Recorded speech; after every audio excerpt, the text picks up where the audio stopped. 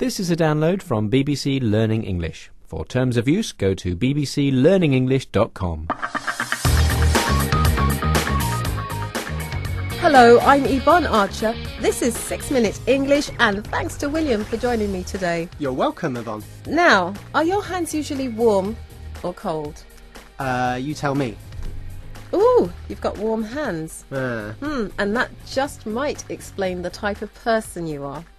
Right, in what way? Not telling you. In today's report, we hear the results of some research into whether there's any real link between warm hands and a warm heart. But first, today's big question. William, what's the world's record for the longest time spent by someone in full body contact in ice? Is it 1 hour and 15 minutes, 1 hour and 30 minutes, or 1 hour and 50 minutes? I don't know. I'm going to go for A, 1 hour and 15 minutes. And how long do you think you'd be able to stay in ice? What, alive? Yeah. I probably about, I don't know, 20 minutes. I'm a bit of a softie. Yeah, I don't think I could do 5 minutes actually. But we'll find out whether your answer is right or wrong at the end of the programme. Now, we need your help with some of the language, William, that will come across in today's report. First, we'll hear how some people are generous in their judgments. What does that mean? Well, if you're generous in your judgment of somebody, for example, then your opinion of them is quite nice and quite kind. You're generous in your judgment of them.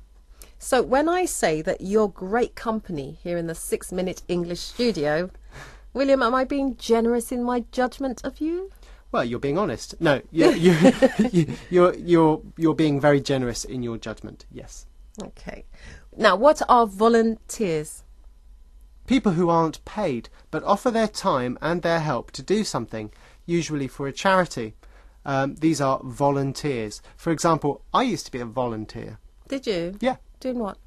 I worked for the Red Cross as a volunteer for a little while. Fabulous. So helping people who are ill or injured? Yeah, and people so on. who are in need, yeah.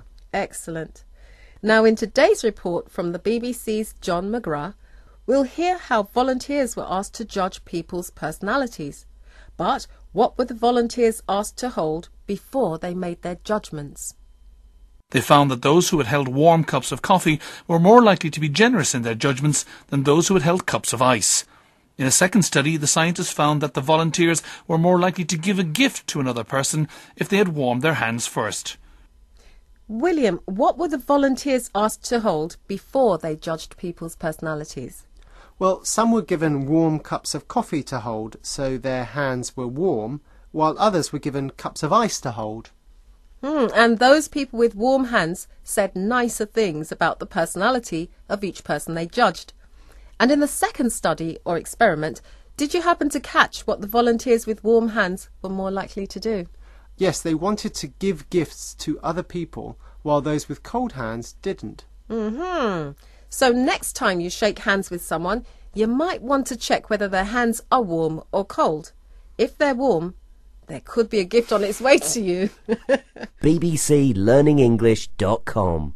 Now, as we know, the words warm and cold are sometimes used to describe people, even in children's stories. But what do we mean when we use those terms, William? Well, someone who is a warm person is usually someone who's good, kind, giving and friendly. But someone who is a cold person is the opposite and might even be thought of as a bit cruel. Ooh, but where did that idea come from? The research team say that describing people as either warm or cold taps into emotions and experiences that date back to childhood. William, John used the expression taps into emotions, so to tap into. What did he mean by that? John means that describing people as warm or cold reminds us of feelings and experiences from our childhood. So, for example, most people think of a mother as a warm person who's kind and good, and that makes us see others who are physically warm as being kind and good too. Yes, but psychologists and scientists on the research team have warned us that this isn't always the case.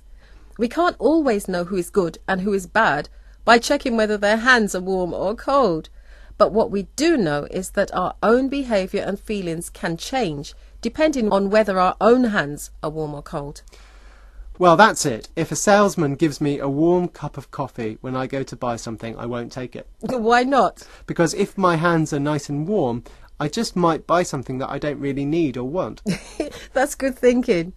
Okay, it's time now to find out the answer to today's big question, William. What's the world's record for the longest time spent by someone in full body contact with ice? I said an hour and a quarter. And again? Again? Am I right? No, you were wrong. Oh. Sorry. It's actually an hour and a half. It was a man in China, and yes, he was still alive when they took him out. But that's all we've got time for on today's 6-Minute English. Goodbye. Goodbye. bbclearningenglish.com